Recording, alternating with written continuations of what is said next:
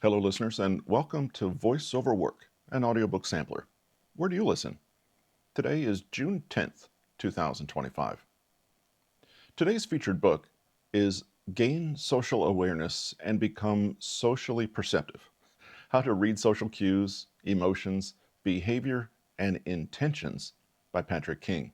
This is part of his How to Be More Likable and Charismatic series. According to the author, social awareness is not a given these days, but if you have it, it will seem like you have a superpower because of how perceptive you'll be. But the secret is that it's not that hard. You can get inside people's heads with a simple conversation or observation, and this book is like a manual to people's behavior. Once you see these things, you can never unsee them. You'll be able to speed read people in situations from seemingly small and simple things, and you'll marvel at just how simple and predictable people can be. Now, today's episode is a chapter-by-chapter preview of this book from Patrick King. We're going to play the first few minutes of each chapter just to give you an idea of the contents and the style that you'll see in this book. So before we grab the excerpts from the actual book, let's do a chapter rundown here so you can anticipate what's coming up in the episode. Chapter 1 is learning to listen. And the author tells us that through people watching, understanding body language, reading voice, and interpreting the different styles of smiles, we can better learn to read people and understand where they're coming from and what they might do next. Chapter 2 is entitled How to Read the Room. There's an important point here right at the beginning of the chapter of knowing when the conversation is over. Studies have shown that most conversations carry on longer than the participants wish they would. It's important to know when to cut and run. There's such a thing in conversation as well as cooperative overlapping, where you work together with your conversational partner to make the conversation flow and make it very productive and enjoyable. Tucked into this chapter are some clues to the character of the person you're dealing with, and these can be real helpful. And then a little item called the server test. Take a look at that one. It's interesting at the end of chapter 2. Chapter 3 is to challenge your assumptions to build real empathy. And here we all know that we have our own cognitive distortions that interrupt our perception of the real world. We perceive it fine, but we interpret it incorrectly. And by getting rid of cognitive distortions, by understanding stereotypes and how we consciously or unconsciously apply them to the people we're conversing with, how they can hinder or help a relationship. Chapter 4 is how to understand people by understanding the language they use. Now, there's a concept in here called the 4 ears model, and it's not a physical deformity, something you should check out. And the concept of weasel words. You should know your weasel words, when to use them, how to avoid them, and how to watch for them in a conversation. And finally, chapter 5, digging deeper to learn what really makes people tick. You have to know a person on some level to have a real conversation with them, and you get to do that by learning to listen and understanding what's going on inside their heads, something you have to do quite quickly in a conversation with a new acquaintance. What meltdowns and tantrums and our core fears can do to help or hinder a conversation and understanding people, and what people's friendships say about them, and also learn how to predict a person's social behavior. So that's quite a list, just a quick rundown of the chapters to give you an idea of what this book contains. Let's start now with chapter 1. Again, the first few minutes from each chapter, and then we'll sign off for today's episode. Thanks for joining us. Introduction. We live in a world where most people are desperate to be understood. We value self-knowledge and self-expression. We prize self-awareness and authenticity. And we hope that if we continue to look within for long enough, we will discover the secrets within our own deepest psychological depths. In the process of all the contemplation, however, we can lose sight of something else important: other people. While many today struggle valiantly to expand their own self-knowledge, the rarer and more underappreciated skill is actually the ability to understand other people. In other words, How many of us have the goal to understand first rather than to be understood? If you've picked up this book, chances are that on some level you're ready to upgrade your own ability to engage with, understand, and read people. The irony is that turning your focused attention outside of yourself may ultimately be the best way to develop self-knowledge. We'll begin with a straightforward question. How good a judge of character are you? In this book, you'll learn how to analyze people, how to understand complex social dynamics, and how to speak and listen to what people are really communicating about themselves. We don't do all of this in some passive, unengaged way, however. Rather, becoming people readers improves our own lives in many different ways. Better people reading skills allow us to know exactly who we're dealing with at all times. This gives us clarity and insight into the people around us and empowers us to make good choices for ourselves, whether that's in our personal or professional lives. Overcome social anxiety, awkwardness, and shyness. Be more conscious and intentional in our social lives. Make friends more easily and have more harmonious romantic relationships. Get along better with clients, colleagues, and superiors. Understand exactly how to be more persuasive and to get our point across clearly so others can hear it. Detect deception and avoid being taken advantage of. Reduce confusion and misunderstandings in social situations. Develop our own charm, charisma, trustworthiness, and likability. Avoid conflict and become an overall better communicator and be perceived as more empathetic. Finally, know ourselves better and gain a richer understanding of who we are relative to others around us.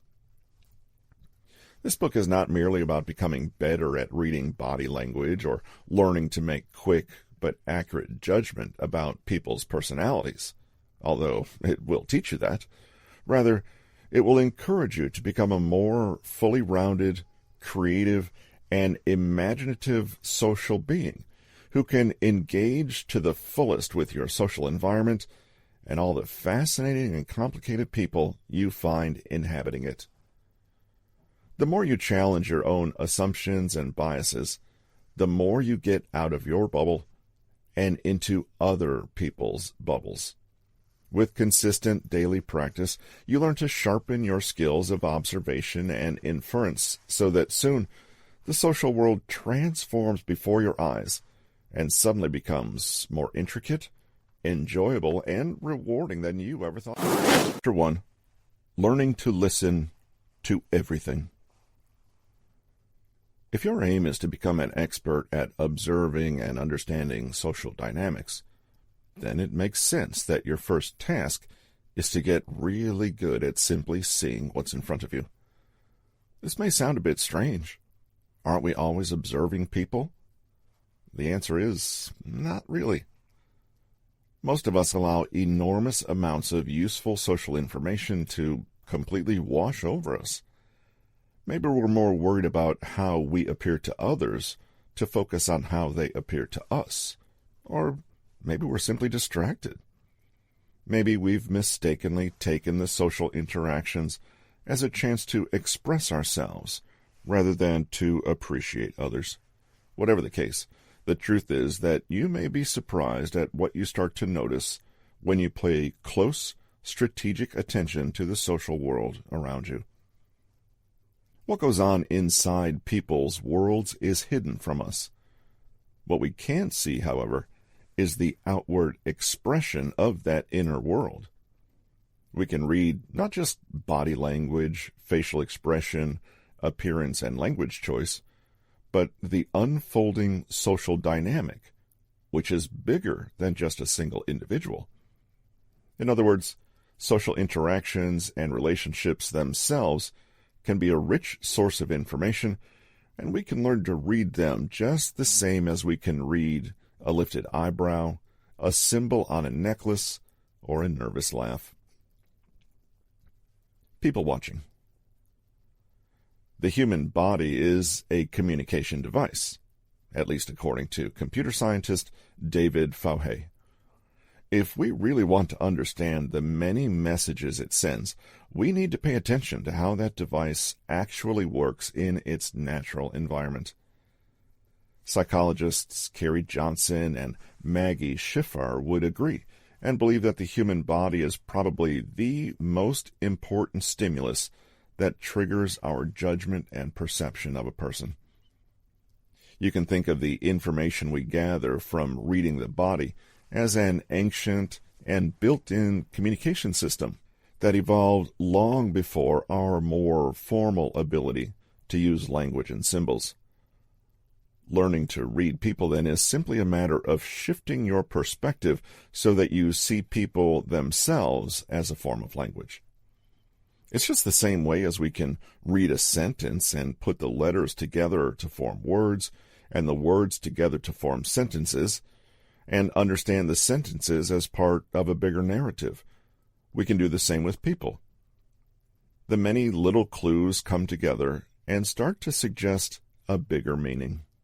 We can start to see that cluster of meanings in its expanded context interacting with the social environment around it. Reading people can start to feel as fascinating as reading some of the world's great novels. It's about attention. It took time to learn to read, and in the same way, it will take time to learn to read and understand the vast and complex social landscape you may find yourself in. We'll begin our journey with a question of attention, namely, where you focus it. Below, we'll look at 5 different areas that you can zoom in on as you embark on a little people-watching.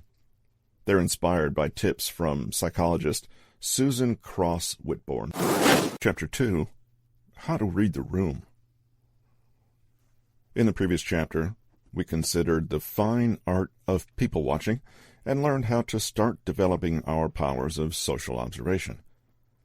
By noticing context, clusters of behaviors, environmental congruence, and the overall cultural setting, we learn to deploy our attention more deliberately to all the ways that people express their identity, mood, overall personality, and self-esteem in nonverbal ways. In this chapter, we're going to take a step away from being purely detached observers and start to explore ways to read social dynamics even as we ourselves are a part of them. Knowing how to read the room is actually a complicated set of many different abilities, some of which may come easy to you, and some of which may seem totally alien. Let's explore a few. Knowing when the conversation is over. We'll start with a simple one, knowing when someone is interested in engaging and when they're ready for the conversation to end. If most of us are honest, a big part of the anxiety of social interaction is never knowing how someone really feels about you. People may be polite or fake it to the degree that it's difficult to know whether they are genuinely interested or not. This poses a catch-22 situation. If we're doing something wrong socially, others may not actually signal this to us, and so we may blindly carry on doing it. Because most people naturally don't want to appear rude or reject us outright, we are ultimately robbed of any corrective feedback they could give us, and so may have a quite poor idea of how we are perceived in social settings. That said, the problem can also go the other way. People, having themselves been rejected and wanting to avoid the same, may err on the side of being a little cool when it comes to displaying their own interest. They may send vague clues, or none at all, when in fact they're very interested in you. Confusing, right? Well, let's be honest. Human beings are messy and confusing at the best of times, and even the most socially adept person will occasionally meet someone who doesn't like or understand them. This is important to reiterate. It's normal. Nevertheless, within the normal bounds, there's plenty of room to learn to more accurately detect when people are genuinely having a nice time interacting with you. Social researchers Fichten et al. Were fascinated by the mixed signals phenomenon and conducted plenty of interesting research where they observed and interviewed men and women in social situations, both in everyday and dating conversations. They wanted to know what we all want to know. How do people behave when they're interested in someone? And how can you distinguish them from those who are disinterested but trying to be polite? Well, their results led them to conclude that there were several verbal and nonverbal cues signaling when a person was ready to end the conversation. These are included below, with some additional advice, but bear in mind that wanting the conversation to be over is not automatically the same as not being interested. More on that later. Verbal cues. Listen carefully for language that appears to be concluding, wrapping up, or somehow verbally putting an end to things. Response. Chapter 3. Challenge your assumptions to build real empathy. What's the biggest impediment to properly reading and understanding other people? The answer is not other people's complexity, contradictions, secrecy, ambiguity, or complex personalities. In fact, it's got nothing to do with the people we're trying to read at all. Rather, the biggest threat to our ability to read others well lies in us. Our own assumptions, judgments, biases, unrealistic expectations, and unexamined beliefs may get in the way of us properly seeing and understanding the people in front of us. They almost certainly can be a roadblock to genuine empathy. In this chapter, let's explore some ways to remove these roadblocks so that we can learn to cultivate real insight, empathy, and understanding for other people. The illusion of asymmetric insight. In the previous section, we looked at how to interpret people's behavior toward servers. While it's easy to conclude that someone who is rude to servers is probably rude in general, it's harder when dealing with more ambiguous behavior. For example, what does it mean if someone orders a salad versus a steak? How can you interpret their wanting to pay, deciding to have the cheapest or most expensive meal, fidgeting with the salt shakers, or avoiding eye contact with the people at the next table? Speaking plainly, when we're dealing with ambiguous stimuli, there's always a chance that we introduce error simply by the fact of our own biases. We see someone order a salad and project onto them our own opinions about what a salad means. We conclude that they must be on a diet, that they must not like how they look, that they must be punishing themselves and have low self-esteem. Yet, chances are if you ordered a salad at a restaurant, you would protest all these heavy interpretations, right? I ordered a salad because I felt like eating a salad. It turns out there's a name for this kind of cognitive distortion. It's called the illusion of asymmetric insight, and it's exactly what it sounds like. To explain the bias, try it yourself right now. Look at the following missing letter words and complete them with the first thing that comes to mind. CH blank blank T. B blank blank K. S blank blank RE. G blank blank L. STR blank blank blank. SL blank T. Now, the question is, do you think that the way you completed these words tells you something deep and meaningful about who you are as a person? Chances are, no. In fact, this is the format of a real research experiment, which found that most people readily denied that this test revealed anything special about them. How could it, right? It's just a few words. The funny thing is that people tended to assume that other people's responses to such a word test did, in fact, reveal important things about them. They were very ready to speculate on what those meanings were, to assign values and interpretations, and to spot all sorts of complex patterns. While we would find such characterizations unfair when applied to us, they seem natural when we make them about others. The illusion of asymmetric insight. Chapter 4. Understand people by understanding the language they use. Though we've focused so far on reading body language, paralingual signals, and other telltale human behaviors, it's now time to turn to an obvious aspect of social life: words. While nonverbal communication matters, it certainly does not imply that verbal communication doesn't.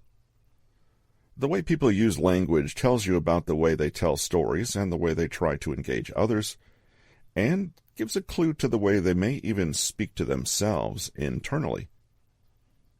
Language, then, is an enormous part of both people's inner worlds and in social dynamics more generally.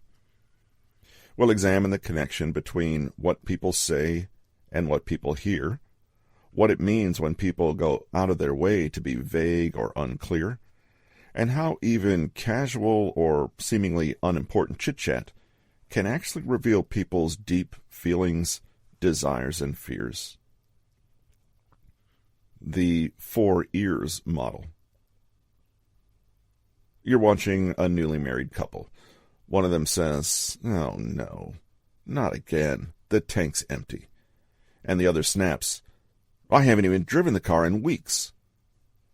There is so much more beyond the actual words they're communicating, right? The meta-communication is not in the least about cars or gas. When one commented that the tank was empty, the other heard a far larger, more complex message. Friedmann Schulz von Thun was a German professor who introduced what he called the 4 ears model, and it has a lot in common with the perceptual positions concept discussed earlier. According to Thun, every message a person communicates. The fact layer, what it sounds like, objective and verifiable factual information. In this case, it's a plain fact that the tank is empty. The self-revelation layer. When we speak, we cannot help but share something of ourselves or our intentions, whether we are aware of it or not, whether we intend it or not. The revelation of ourselves may be obvious or it may be hidden. For example, saying the tank's empty could reveal plenty about the speaker's mindset and focus. The relationship layer. Messages also reveal something about the speaker's beliefs and feelings about the relationship in which they share that information. Observing out loud that the tank is empty may communicate the speaker's feelings about the relationship. I'm sharing this with you because this is our car, and I see you as interested in the things that concern us both. It might reveal I'm frustrated. The appeal layer. People communicate for a reason, even if they're not entirely sure what that is. Often, the reason is to appeal for something. For example, "Please share my annoyance with the empty tank. I want empathy and validation." The appeal may also be, "This is a problem. I want you to do something about it." As you can clearly see, there are many ways to hear the same message. Misunderstandings and conflicts occur when people hear things that weren't intended. For example, "Why are you defensive?" 5. Digging deeper to learn what really makes people tick. When we began this book, we started with people watching, where you stand apart from the social world, quite literally, and look on, making observations and inferences. Gradually, you learned more skills for learning to read people at closer range, listening to everything they were communicating with their bodies, their language, their voice, and what they didn't say. We then went a little deeper and challenged our own biases and prejudices in order to have more genuine, more useful empathy for others. Beyond whether people are simply feeling this way or that way in the moment, what do they value on a more fundamental level? What emotional frame of reference do they tend to use? How do they see other people? How do they use language? And what kind of language do they respond to best?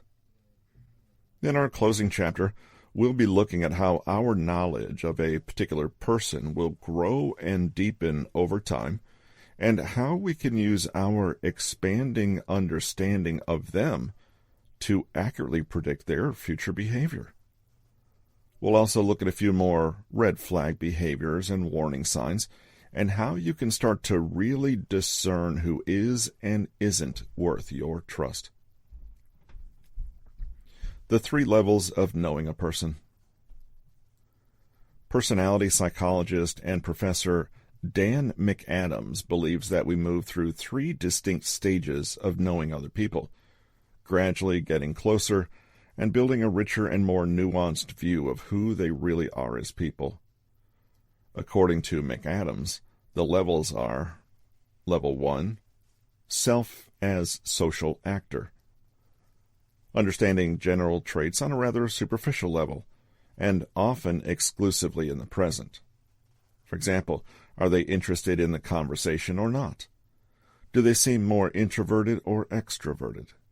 Are they comfortable, or do they appear mostly anxious? This was what we practiced when we engaged in a little people watching in the beginning of this book.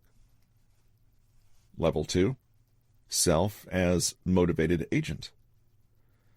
This is knowing a person in a little more depth and having knowledge about their motivations, their communication style, and their overall attitude and approach to life. By observing how people consistently behave over time, you can start to get an idea of the broader organizing patterns of their personality. What are their concerns, their coping mechanisms, their goals and strategies to achieving them? This was the level we explored when we considered the 4 ears model, people's values, and their answers to the one big question. Level 3, self as autobiographical social author. At level 3, we start to synthesize information not just about what someone does, but who they really are at a core level. It takes time to work to this level because people are complex and contradictory and very often wear masks that deliberately conceal their true nature from others. At this level, we're no longer dealing with types, but with completely unique flesh and blood individuals. This is the level where we will be considering in our final chapter. Crucially, this stage... And there you have it, folks. We've explored the world of people reading and understanding character. It's an art that requires observation, empathy, and a willingness to look beyond the surface. Remember, we all wear masks, but beneath those masks lie intricate stories and complex emotion. So go out there, practice your observation skills, and embrace the beauty of human connection. Keep an open mind, be curious, and never underestimate the power of understanding others. As we delve into the lives of others and strive to become better judges of character, let's keep in mind the words of the renowned psychologist Carl Jung. Knowing your own darkness is the best method for dealing with the darknesses of other people.